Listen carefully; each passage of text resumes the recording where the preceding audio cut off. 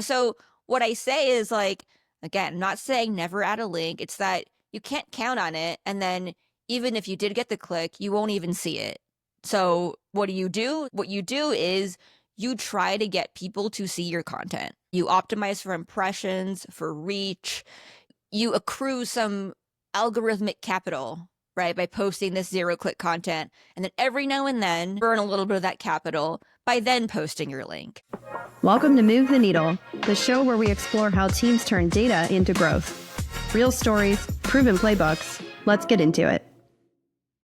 I'm so excited to sit down today with Amanda Natividad, the VP of Marketing at audience research startup SparkToro. Amanda is the originator of zero-click content. She coined the phrase and popularized it through her research and collaboration with Rand Fishkin.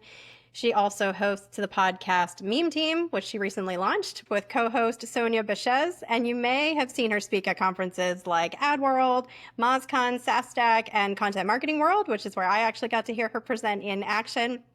Amanda is brilliant. If you haven't read her work, I certainly hope that you go and do right after this. But Amanda, it's a delight to have you here. Welcome.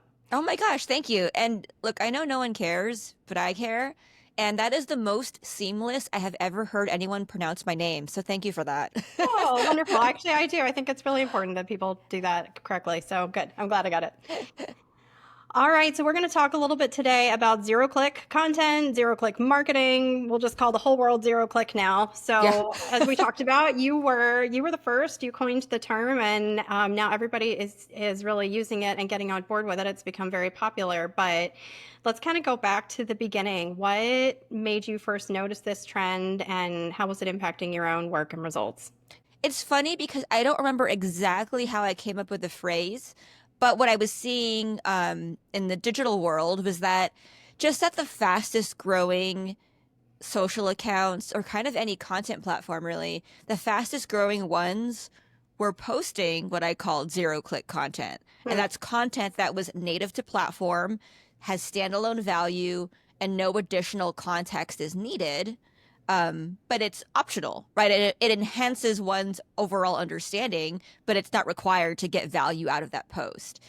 That was the strategy I took to grow my own social media accounts. So at the time, I had grown my Twitter account from something like 700 or 1,000 followers to over 100,000 in about a year and a half or so. And it was all through posting zero-click content, right? And so by that, I mean, I was posting tweets, threads that were expounding on some of my marketing expertise, some of my marketing experiences, where I was writing everything for Twitter.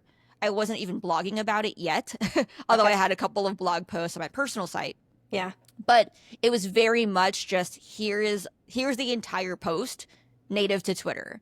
And that was how I was growing my audience, securing speaking slots at, opportunities like Demand Curve's Growth Summit at AdWorld.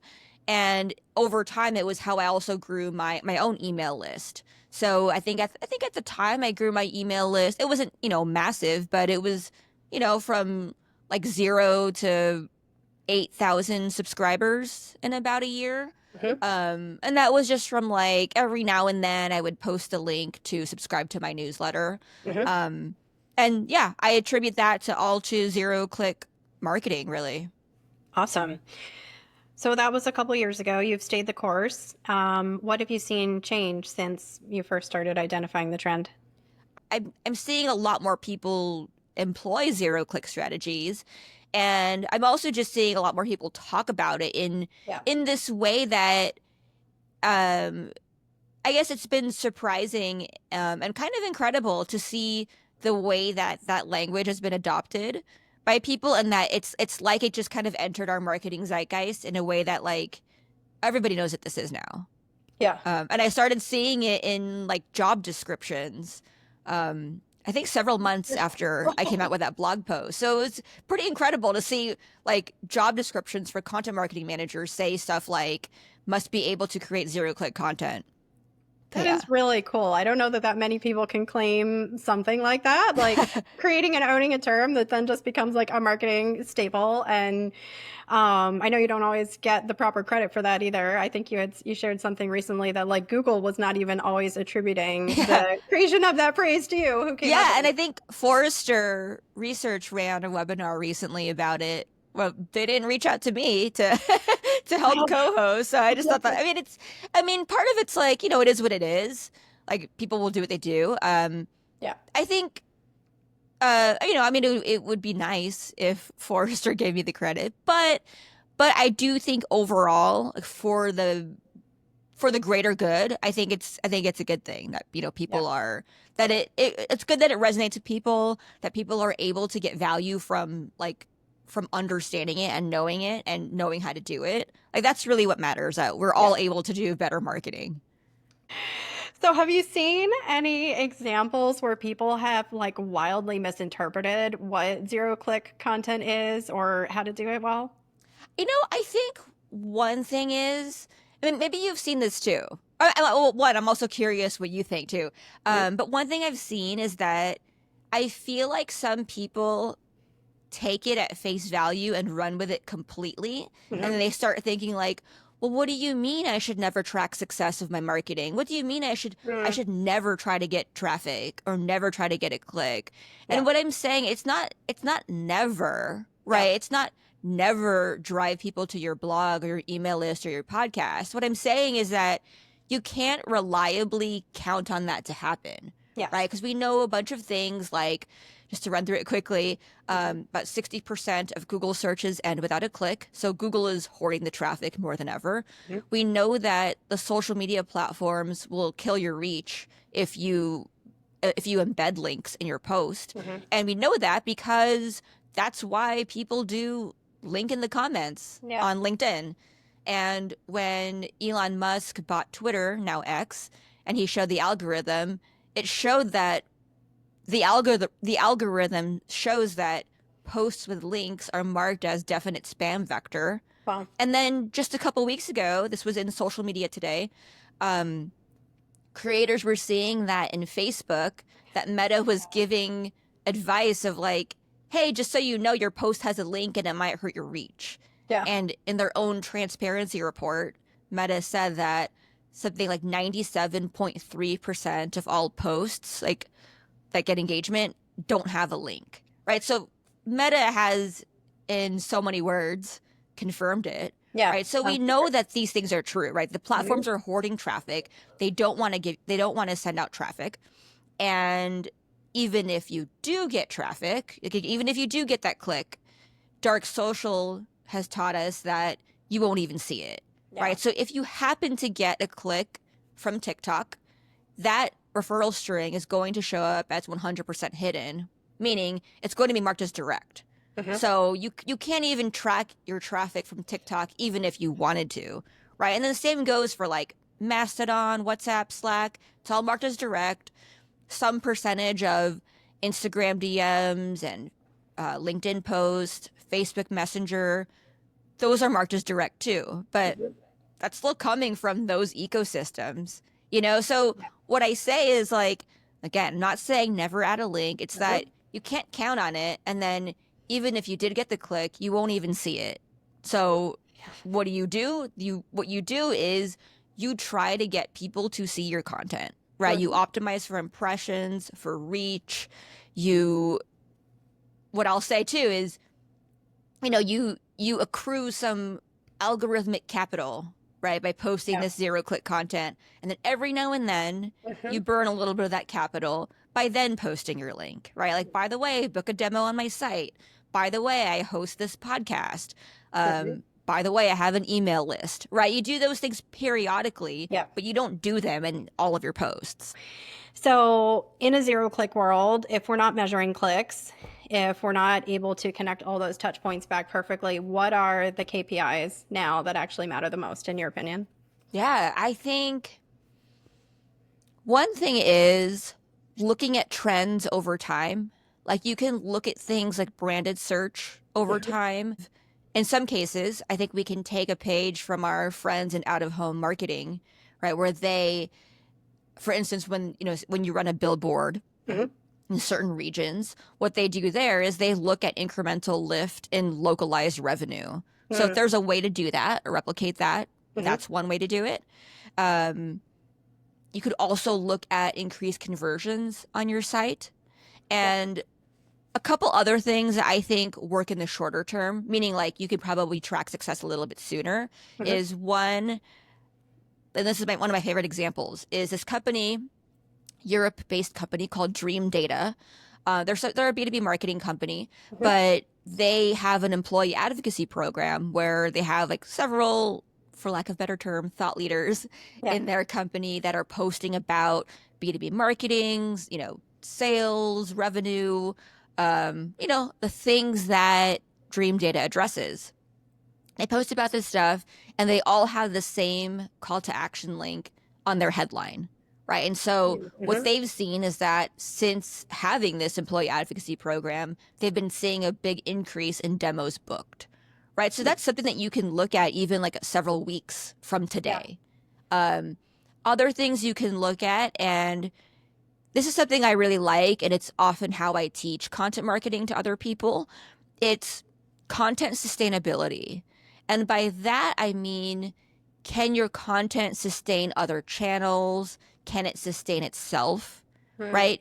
Can you repurpose, recycle existing concepts? Mhm. Or, you know, meaning like, can you recycle a concept into a new blog post? Mhm. Can you take a blog post, take some of the examples, and then turn that into a YouTube video where you dive into case studies? Like, can Yeah. the content power other forms of content or channels? Yeah. Can you create some educational content that your customer support team can leverage? Mhm. Like those are things that speak to sustainability. And it also speaks to the notion of your content meeting business goals, right? Mhm. So if you're creating a piece of content that is useful for your sales team, right? It's useful for your customer success team. And then maybe at some point, it can drive organic traffic. You don't always know that right away. Yeah. But if you're seeing that, then most likely, that's some high quality content that's meeting Mhm. business objectives. People are getting utility out of it. So that's the thing I really try to get people to think about. Yeah. And throughout my marketing career, that is a way that I've had some success in selling up content to the executive team. It's Mhm. like, hey, let's focus on some sustainability for the next couple months, and then we'll go back and look through attribution. Because the other thing too is, Yeah. especially in B2B, right? Or when you have longer sales cycles, Mhm. you don't always know your impact on pipeline until you look back like 6 months Right. or, whatever that might be. Because then we were finding that like, oh, we actually are closing deals from some of these case studies. We don't know it right away. Right. We don't, someone might say they came in because they knew about your product, but in the end, maybe they converted because they found a case study on your site and was like, oh, that's a similar industry to me. I think I Mhm. can have similar success if I, you leverage this tool in a similar way. Mhm. That makes sense. Do you think it's even worthwhile then? I mean, if you took a longer time period to try to still do some type of marketing attribution reporting, or is it more of like a correlation at this point and not trying to connect it back so closely? I think it's more correlation. I'm sure a lot of people will disagree with me because I know some people will have more sophisticated ways of tracking this. And if that's you listening, awesome, more power Mhm. to you. Like, great. Like, keep using it if you can. Yeah. But, also maybe challenge yourself too to figure out, is this even correct? Like, is this the right, like, are you doing multi-touch attribution properly? You talk to a couple people on a marketing team enough times, and then someone's gonna admit, like, actually, it's the attribution is actually broken. Like, Yeah. actually, we think it happens here. We tracked it in our CRM, but then actually Salesforce said this. I'm like 80% sure this lead is Or coming it's from, misleading, right? It yeah. over rotates on the stuff that's easy to track, like Google Mhm. Ads, and then, oh, 90% of our revenue is coming from Google Ads. Okay. Yeah. Is it? Yeah. That's Like, is just not it? something you can track. Yeah. Yeah. Yeah. Can I ask you this? Like, do you Yeah. feel like you have really good attribution of your content or marketing effort? I mean, I still want to have it in the mix. So, Yeah. like, as I'm working with our RevOps team and we're building out our new set of dashboards, I'm like, let's throw the pipeline report in there. Let's look at it. Let's Hmm. see if we can find Hmm. any nice, clean connections between they attended this thing, they went and did that thing, and influence on pipeline. So, then kind of alongside that, also just how do we monitor, like you said, brand impressions, reach we're getting on social, those things that are a little bit harder to measure, and then can we see correlations over time there in the conversations we're driving for the sales team. So I kind of Yeah. like, I don't want to totally abandon Yeah. attribution marketing yet, but sort of keeping a toe in both, I guess. Yeah. It's a little bit like what is that called? It's, I don't know, it's a little bit like a weather vane.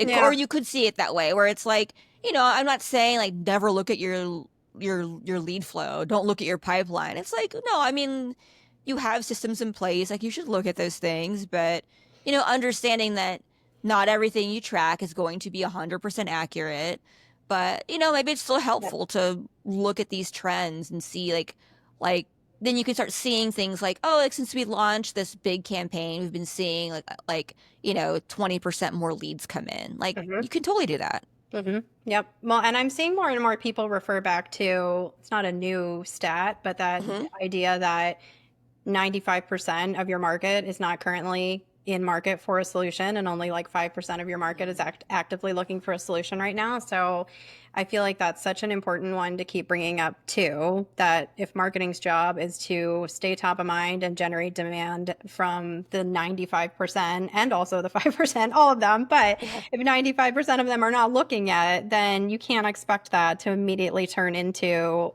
a demo or a sales call or a trial, because they're not there yet. So you got to just keep hitting those touch points and warming people up. Yeah, yeah. And every now and then, like, I'll get an email from a new SparkToro customer who's like, "Hey, I know your thoughts on, I know your stance on attribution. Thought you'd like to know that I, first heard of you on like this podcast about a Yeah. year ago, and I decided to subscribe to your newsletter, which I've been following for like 6 months now. And then I just became a customer, which you might think is direct, but it's actually because of your newsletter. Right. Sometimes people will tell us that stuff, and it's always fun That's to wonderful. get that piece of intel. But that's not something I would ever know Right. from, our systems in place. Yeah. Yeah. So you talk about VOI instead of ROI, value on investment, as a metric. Can you talk a little bit more about that?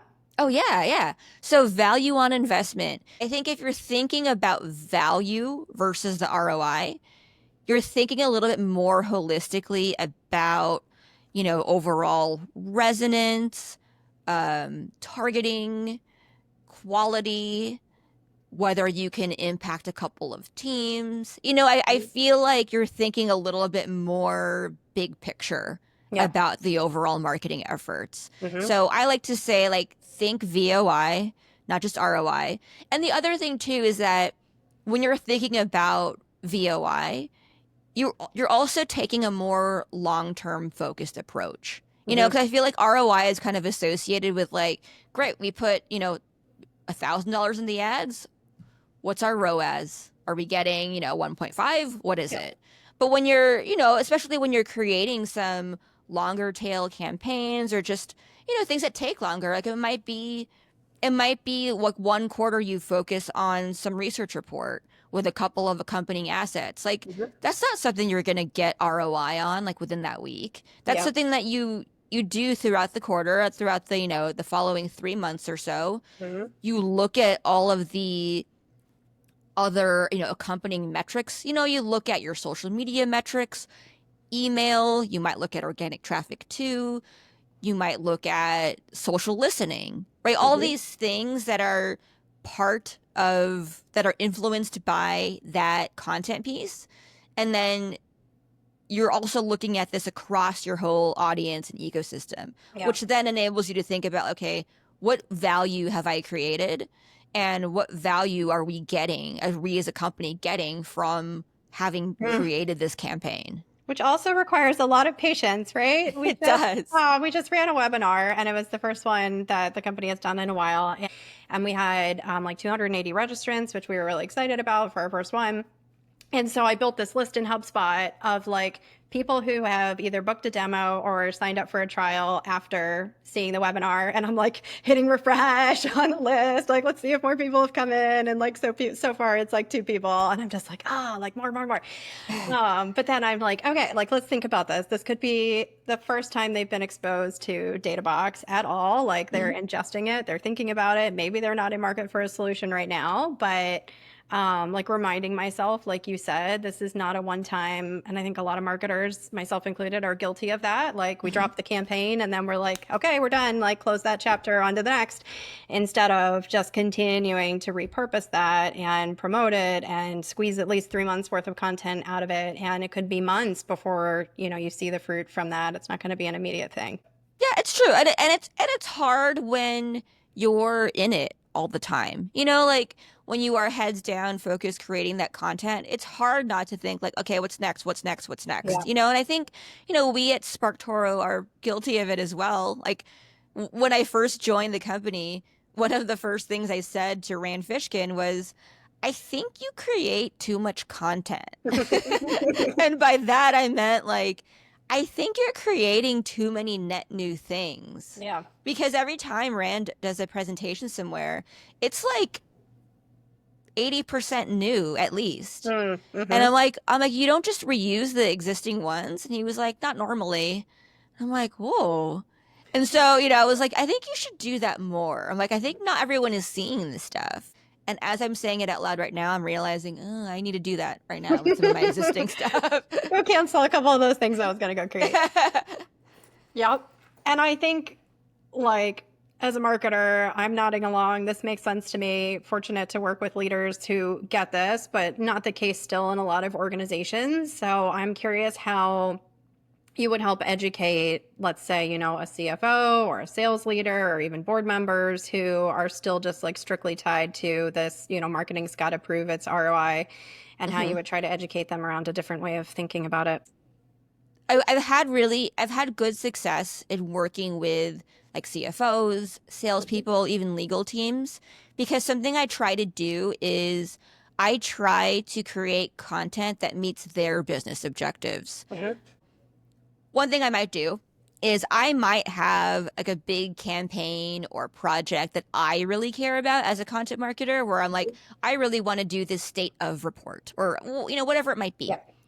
And then that could be my thing, or like the marketing team. That's what we care about. But maybe sales doesn't care about that, So I also try to find ways to help sales meet their goals. And so by that, I would, meet regularly with my sales teams and be like, hey, what do you need from me? Like if you could assign me anything like you want me to do, what would that be?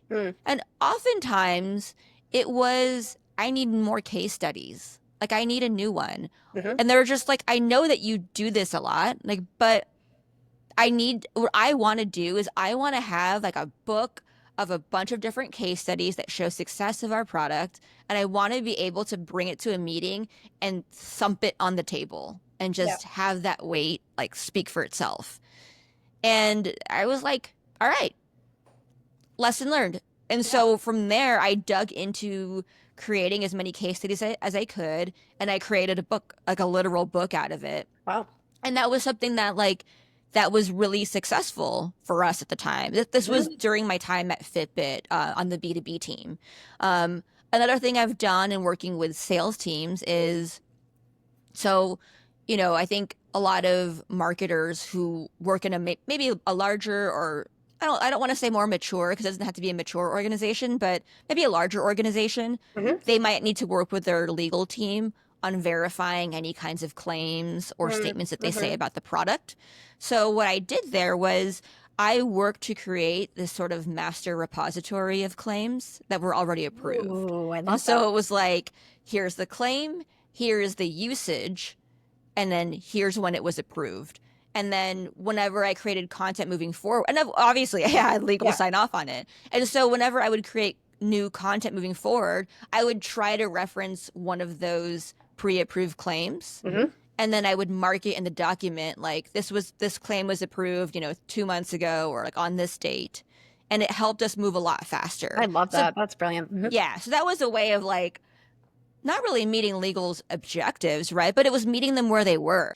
Let me make it a little bit easier for you. Or let me Yeah. do what I can to make this more sustainable for our workflow. If it's not ROI or VOI, it's at least showing you value their time and their Hmm. partnership. And that That's will really. take you places. That's a great lesson. I'm thinking about already, like how I could apply that myself. I'm like, yep, yep, yep. I think that's really applicable in a lot of ways and similar to how we market to our audiences, where, I'm always talking to people about, let's start with, I know you talk about this all the time too, like, let's start with what the audience needs and sincerely and authentically meet their needs. And that will lead to eventually a product conversation instead of starting with what we want to talk about and trying to push them there too fast. But I mean, it's kind of the same internally too with stakeholders, like coming to the table with, I love that you just straight up said, like, what's the most important thing that I could fix for you or create for you? And you mentioned earlier in our conversation that very often, if you do focus on creating that sales enablement content, or in my case, along with that, I'm also partnering with our community manager and we're working on creating like content for our customer community. And both of those types of content are going to be like pretty far down the funnel, middle or bottom funnel, and maybe low search volume, but really high search intent. And so they're going to have some marketing utility down the road too, while Yeah. also like meeting the needs of your stakeholders. I want to make sure you get a couple minutes to talk to us about data-driven audience research, since that's what SparkToro does. So I'll play the role of skeptic for a hot second, because I'm sure you've had people ask, like, why can't I just use ChatGPT or AI to do my audience research? So why can't they? Well, you could, but you would have no way of verifying how true it is, right? And I think what's tricky is that because these LLMs, they basically operate on a series of statistics, right? They generate the most likely text that's supposed to come next, Mhm. which is why sometimes it's right. But it's also why most of the time it feels right Mhm. because directionally it looks correct. So it's hard not to see that and go like, well, that sounds right. That probably is right. And okay, that was free or it was part of my $20 a month subscription. But you Mhm. can't verify if it's true. And we also know, and like Sam Altman himself says that, Chat GPT hallucinates, Mhm. right? Like he himself, I think, recently said that he was surprised at how much people trust it. I'm like, oh, that's a little Honest. bit. Um, but if you're using other means, and it doesn't have to be SparkToro, but it should. If you're using other means to get this data, then you know where it's coming from. Mhm. If you're using BuzzSumo for social listening, you know it's coming from the social media platforms that they're looking at. Yep. For SparkToro, you know that it's coming from a mix of clickstream, search, and social data. Mhm. And which means that it's coming from actual users, it's from actual user behavior. It's not going to be personalized, it's going to be on aggregate, but then at least you are understanding what certain cohorts or types of people are doing online, Yep. and then you can follow those trends. Mhm. That makes sense. Do you have any favorite examples where like an audience insight changed the course either for you or for a client of how you were thinking about marketing strategy? Um, let's see. I always like using this Wall Street Journal example where there are certain types of people who might say, like, I read the Wall Street Journal, and that may or may not be true, right? Mm. And I don't think anybody is intentionally lying. I mean, maybe some people are, but I think for the most part, people are like, no, no, no, that's what I read. That's what informs some of my business thinking. But then when you look up some of these audiences or what they're doing online, you'll see that they actually read is Morning Brew, Yeah. Mhm. where it's like, and look, there's nothing wrong with Morning Brew. What I'm Mhm. saying is just that those aren't the same thing. Right. Right. And then if you're somebody who reads Morning Brew instead of Wall Street Journal, you're probably in a very different demographic. You probably have very different other content tastes. Mhm. And I think that's a good example of someone who might in good faith say one thing, but they actually do another. Mhm. Mhm. That's Yeah. good. I'm curious if you could build your perfect dashboard, your perfect set of reports, and maybe you feel like you already have them. Awesome. But if not, what would Amanda's perfect VP of marketing dashboard look like? Oh, my perfect dashboard would have correct attribution of how people are subscribing to my newsletter and then what they do after that and what they do after they read my newsletter. And it would also show like when they wherever it is on the website, like it would also show where they consider becoming a customer. Like if they then read the newsletter and go like, okay, I think I might buy SparkToro. What am I going to do? I'd want to see that. And then I want to see the pages or, the touch points where they actually do convert. Yeah. Like at what point, like where are they? And I think I would also want to know where it is in their customer journey that they're purchasing. Because I want to know like how often do we get people who are like, okay, I have heard about this tool for a long time. I'm going to just go buy it and I'm going to cancel it if I don't like it. Or how many people are like, I'm going to read their blog for a while. I'm going to subscribe to their content for a while. And then I'm going to think about my decision. That's what I would want to know. Where can people go and follow you and find more of your work? Yeah, you can find more of my work at SparkToro at SparkToro.com. You can also subscribe to our audience research newsletter. That's the best way to get ongoing updates. And then as for me personally, you can find me at Amanda Nat on the socials and check out my podcast. It is the Meme Team Podcast, where we talk about the marketing headlines or the business headlines and what that means for marketing and virality. So it's a fun kind of newsy weekly podcast. Awesome. That sounds great, Amanda. Thank you so much. Yeah, thanks, Allie. Thanks for having me. You bet. Bye-bye. Thanks for listening. If you enjoyed this episode of Move the Needle, make sure to subscribe and check out our newsletter. Every other week, we send out episode recaps with key takeaways, plus practical playbooks, free templates, and more. Sign up at databox.com/newsletter.